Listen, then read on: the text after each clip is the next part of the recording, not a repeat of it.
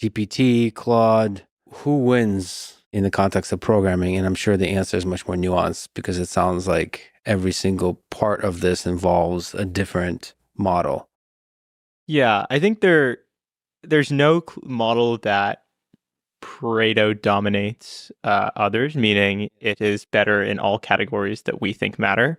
The categories being speed, um, ability to edit code, ability to process lots of code, long context, a couple of other things, and kind of coding capabilities. The one that I'd say right now is just kind of net best is Sonnet. I think this is a consensus opinion. Our one's really interesting and it's really good at reasoning. So if you give it really hard programming interview style problems or lead code problems, it can do quite well on them. But it doesn't feel like it kind of understands your rough intent as well as Sonnet does.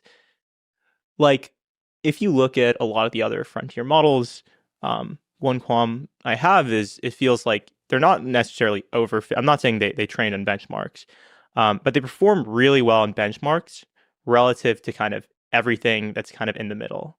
So if you tried on all these benchmarks and things that are in the distribution of the benchmarks they're evaluated on, they'll do really well. But when you push them a little bit outside of that, Sonnet's, I think, the one that kind of does best at kind of maintaining that same capability. Like you kind of have the same capability in the benchmark as when you try to instruct it to do anything with coding.